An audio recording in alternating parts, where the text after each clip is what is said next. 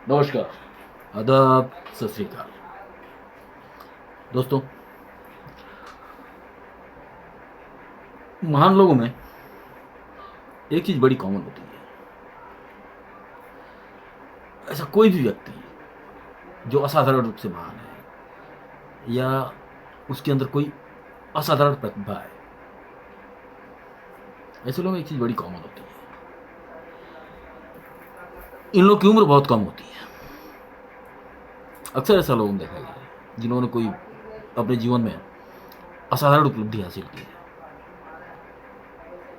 उम्र के मामले में ऊपर वाला इन लोगों के साथ इंसाफ नहीं करता।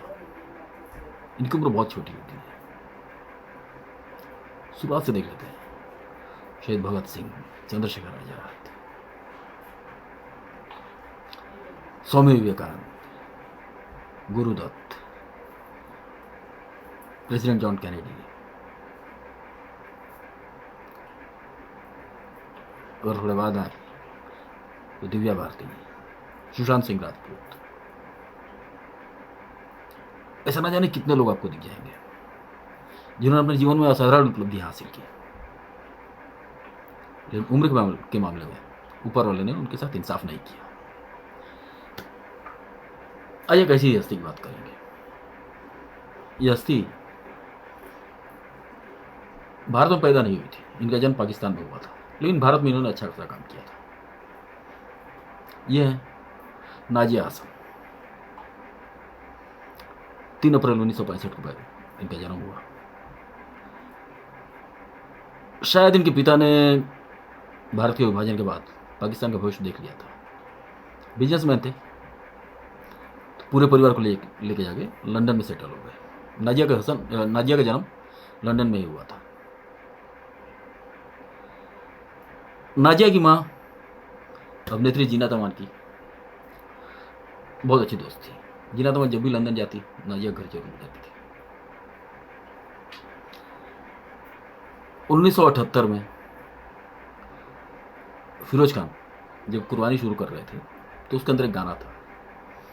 ये एक डिस्को थे में बजने वाला गाना था, थोड़ा पॉप टाइप का गाना था ये। जीना तमान इस गाने के बारे में जानती थी। जीना तमान 1978 में एक बार लंदन गई, नाजिया घर गई, तो अचानक उन्होंने देखा कि नाजिया की माँ के साथ अच्छी सहेली थी, उनकी बेडरूम में जाती थी, तो उनकी बेडरूम में बैठी हुई थी। तो उन्होंने देखा कि बेडरूम में गिटार पड़ा हुआ है। उन्होंने नाजिया की माँ से पूछा कि ये गिटार किसका है। तो नाजिया की माँ ने कहा कि मेरे दोनों बच्चे संगीत में बहुत रुचि रखते हैं, ये गिटार मेरी बेटी का है। उन्होंने बड़ी प्यार से बच्ची को बुलाया, कुछ गाने सुने उनके, जिन्हें गाने बड़े पसंद आए। बात आई गई हो गई। उसके बाद जीना तमान मुंबई लौट आती है, अपनी शूटिंग व्यस्त हो जाती है। एक बार फिरोज खान के साथ जीना तमान की चर्चा चल रही थी फिल्म के ऊपर, तो उन्होंने इस गाने के लिरिक्स देखे और गाने का मूड देखा, तो उनको ऐसा लगा इस गाने में नाजिया की आवाज़ फिट बैठेगी। तो उन्होंने फिरोज खान से नाजिया के बारे में चर्चा की। फिरोज खान दिल्ली गए। फिरोज खान जब लंदन गए तो लंदन जाके नाजिया के परिवार से मिले।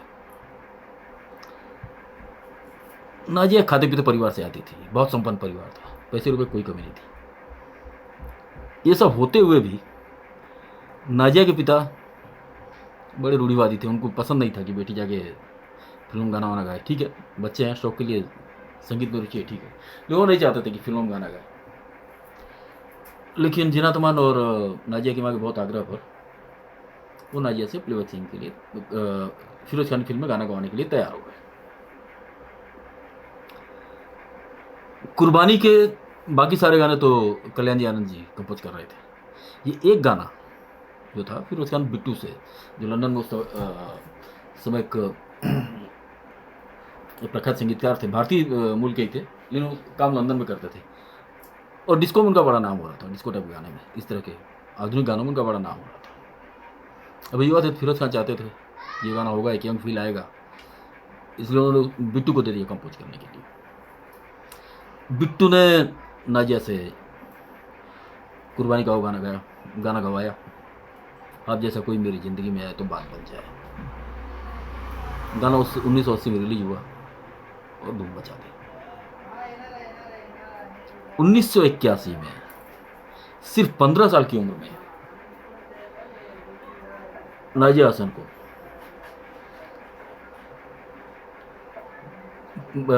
फीमेल प्लेबैक सिंगर का पहला फिल्म फेयर अवार्ड मिला, पहला और इकलौता फिल्म फेयर अवार्ड मिला। इसके बाद उनको 2 नॉमिनेशन जरूर मिले, लेकिन अवार्ड जितने कामयाब नहीं हो पाई। लेकिन सिर्फ 15 साल की उम्र की एक बच्ची को 1981 में आप जैसा कोई गाने के लिए बेस्ट फीमेल प्लेबैक सिंगर का फिल्म फेयर अवार्ड मिला।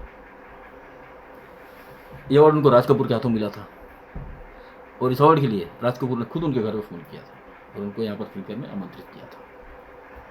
नाजिया आई और राज कपूर के हाथों से ये पुरस्कार उनको मिला। ये आज भी हिंदी सिनेमा में एक रिकॉर्ड है। इतनी कम उम्र की नाजिया हसन के अलावा किसी भी 15 साल की गायिका को या गायक को अब तक अवार्ड नहीं मिला। यहाँ से हिंदी फिल्मों का ये शुरू हो जाता है। 1981 में उनको पहला फिल्म फेयर अवार्ड मिलता है।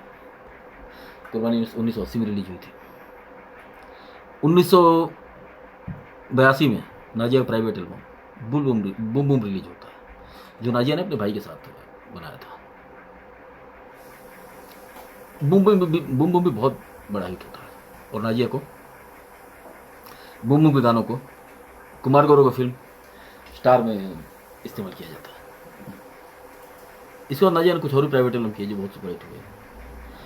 नाजिया सिर्फ अच्छी गायिका नहीं थी, दिखने में बहुत अच्छी थी। गाने हिट होने के बाद बहुत से प्रोड्यूसर्स नाजिया को अपनी फिल्म के लिए साइन करना चाहते थे। नाजिया की पॉपुलैरिटी इतनी थी कि बहुत से प्रोड्यूसर ऐसे भी थे जिन्होंने नाजिया के सामने ब्लैंक चेक रख दिया था। इन प्रोड्यूसर्स में से एक राज कपूर भी थे।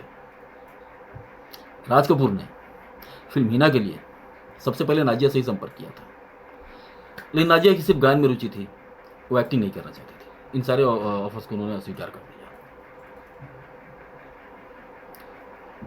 भारत में पॉप कल्चर शुरू करने वाली नाजिया पहली महिला नहीं कहूँगा, तो उनकी उम्र बहुत कम थी, पहली लड़की थी जिन्होंने पॉप कल्चर शुरू किया था, प्राइवेट एल्बम्स का कल्चर शुरू किया था।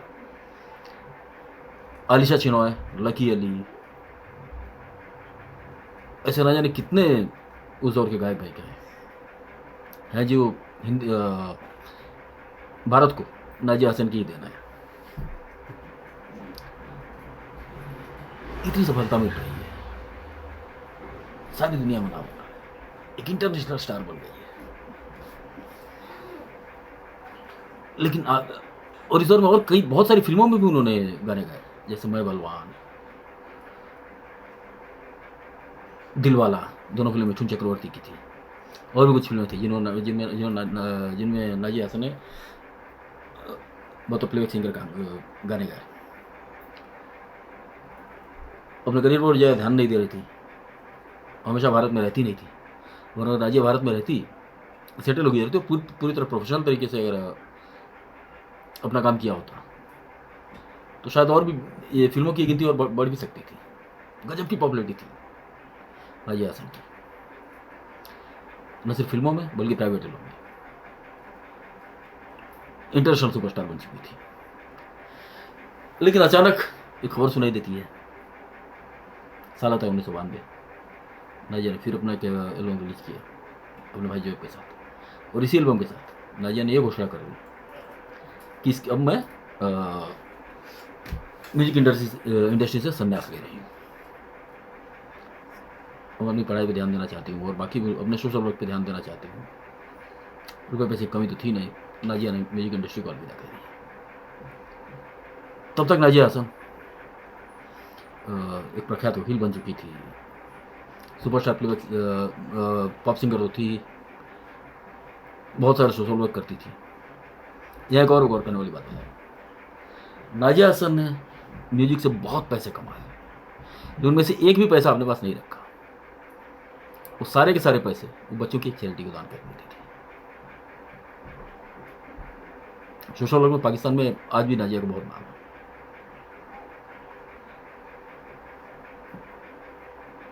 पॉप सिंगिंग से संन्यास लेती हैं, उम्र बढ़ रही थी, 30 पार हो चुकी थी। 1965 में नाजिया हसन ने शादी की पाकिस्तानी बिजनेसमैन इश्तियाक बेग से। ये शादी क्या की, अपना जीवन नर्क बना लिया। ये अरेंज मैरिज थी, उनके पिता ने शादी की थी। ये शादी के बाद नाजिया को पता चला कि इश्तियाक बेग की ये पहली नहीं तीसरी शादी है। इसके पहले इश्तियाक बेग 2 और शादियाँ कर चुके थे। एक फिलीपींस की एक लड़की से शादी की थी जिनसे उनका एक बेटा भी था। एक फिल्म स्टार से भी उनकी शादी हुई थी, पाकिस्तानी फिल्म स्टार लड़की से, उससे भी तलाक हो चुका था। ये तीसरी शादी थी। ये शादी हुई, शादी में उनका एक बेटा भी हुआ, लेकिन पति पत्नी के संबंध बिगड़ने लगे और नाजिया डोमेस्टिक वायलेंस का शिकार हुई। इश्तियाक बेग उनकी बहुत बुरी तरह पिटाई करते थे, बहुत मारते पीटते थे, लेकिन पाकिस्तान के एलीट क्लास से आते थे तो नाजिया के ऊपर यह भी दबाव बनाते थे कि वो मीडिया में हमेशा ये कहें कि हमारा पारिवारिक जीवन बहुत अच्छा चल रहा है। ये खबरें छिपती कहाँ, खबरें बाहर आ जाती थी। नाजिया ने तो सारे जुल्म सितम 5 साल तक बर्दाश्त किए, लेकिन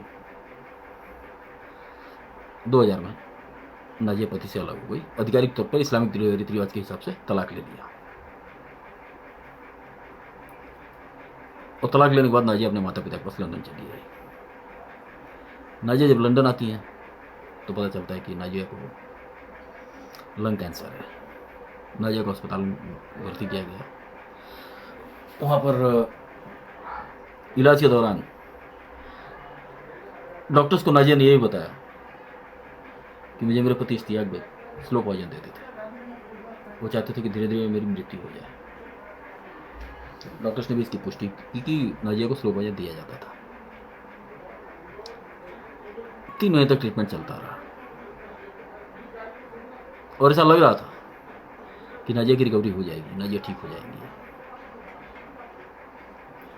लेकिन अचानक जब 15 दिनों तक ऐसा लग रहा है परिवार को शायद रिकवरी हो रही है, तो अचानक नाजिया के परिवार के पास हॉस्पिटल से एक फ़ोन जाता है कि आपकी बेटी को बहुत ज़्यादा खांसी आ रही है। ऐसी खांसी आ रही थी कि नाजिया खांसी रुकने का नाम ले रही थी। माता पिता दौड़ कर अस्पताल पहुंचते हैं, लेकिन अस्पताल पहुंचने से पहले ही नाजिया दम तोड़ चुकी थी। मृत्यु के बाद ये बड़ा सेंसिटिव मुद्दा था, एक हाई प्रोफाइल केस था। तो मृत्यु के बाद भी, हालांकि ये सबको पता था कि नाजिया की मौत लंग कैंसर से हुई है, लेकिन फिर भी नाजिया की लाश का पोस्टमार्टम किया गया और बहुत सी ऐसी बातें पाई गई जिनके ऊपर संदेह हो रहा था। और इस संदेह की वजह से मृत्यु के 5 महीने बाद तक भी डेड बॉडी परिवार को नहीं दी गई। तो बहुत सारी उसकी जांच हुई, बहुत पुलिस ने, डॉक्टर्स ने बहुत सारे इसके ऊपर कई तरह से उसकी जांच की और आखिर में 5 महीनों बाद डॉक्टर्स ने डिक्लेयर किया कि हाँ, ये नेचुरल डेथ थी। 5 महीनों बाद नाजिया हसन की लाश उनके परिवार को दी गई।